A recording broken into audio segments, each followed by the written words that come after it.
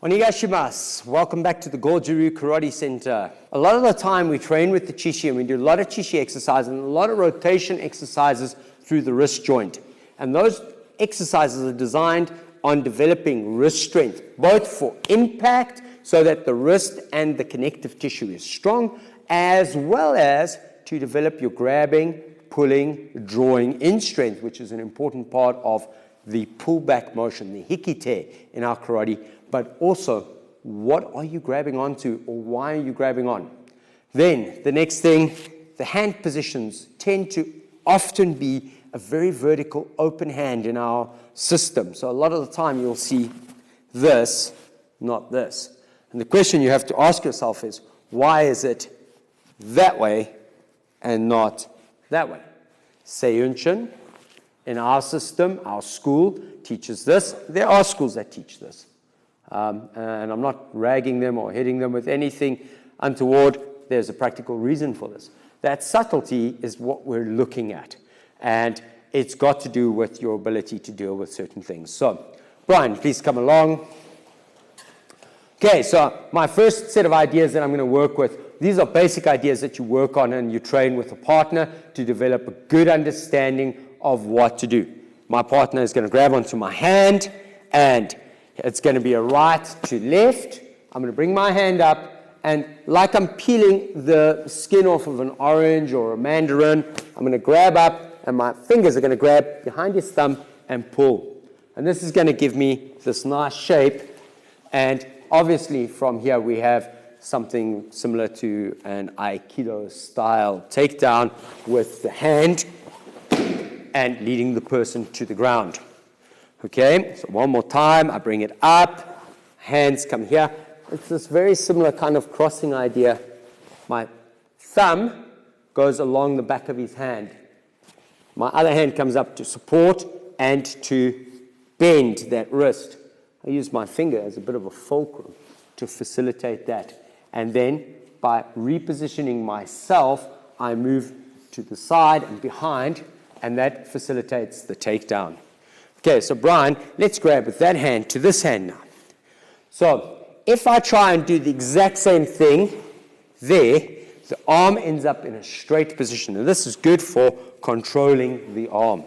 So he grabs on and pulling. And again, I can work that gooseneck on that wrist, bending that wrist, pulling and pushing that arm down. So you have to go through this kind of slowly. Some people's wrists aren't that strong, and they can get really badly hurt, can tear some ligaments and tendons. So, you're all right? Cool. So, that was this way. What about, my sensei had this, like,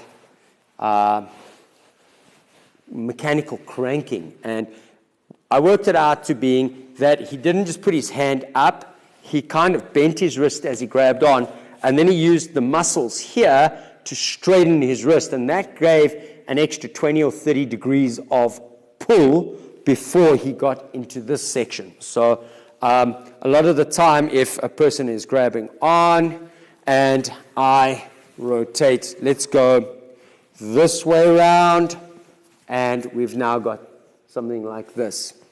So we do this one on a grab first. 1, 2, and you'll see the person drawing.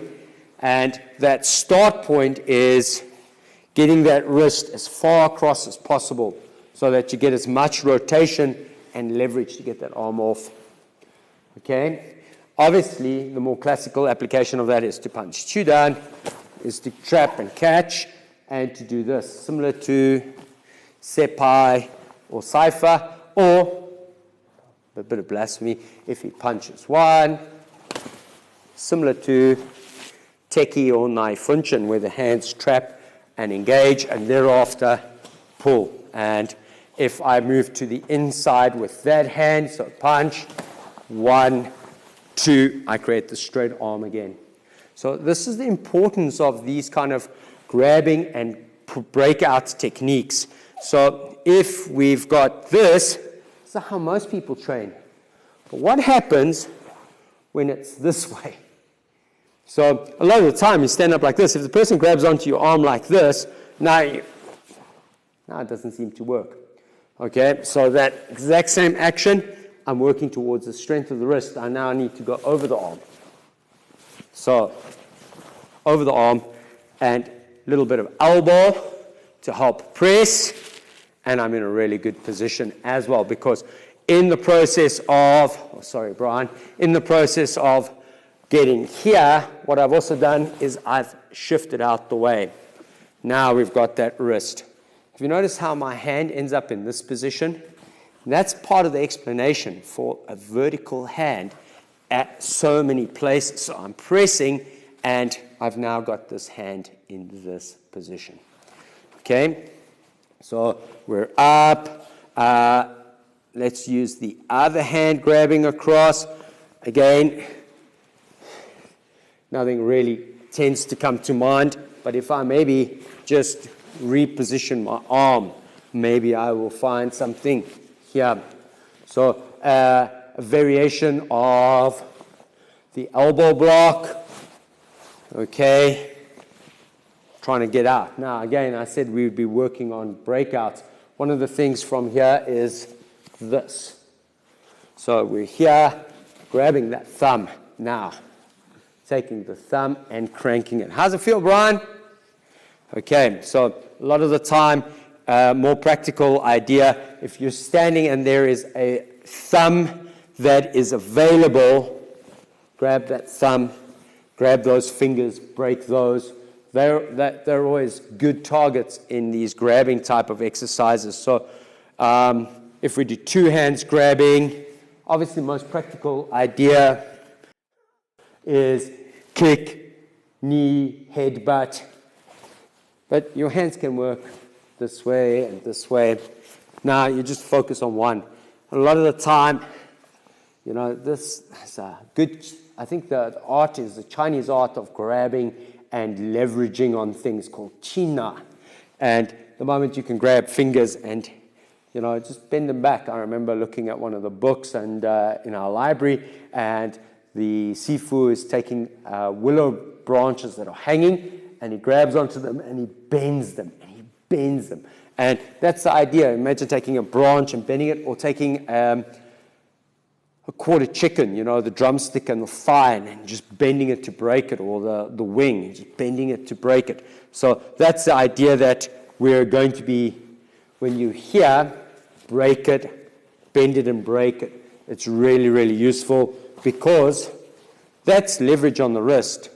That's there, okay? So a couple of short ideas to play with that you can work on, and you can then just add twist and turn to it, so you can move out the way of his headbutt and his knee kick, because why would he grab onto you with two hands? Probably to kick you or knee you or whatever. And so moving out the way, repositioning yourself is an essential part of using this in a practical way. All right, so very short video on breaking out and pulling and yanking and doing a couple of weird and wonderful things. I hope you enjoyed the video. Thank you very much, Brian, for lending your body to science. Okay, short video. Don't forget to like, subscribe, and keep training. Hai, arigatou gozaimasu. Thank you for joining us. Sayonara.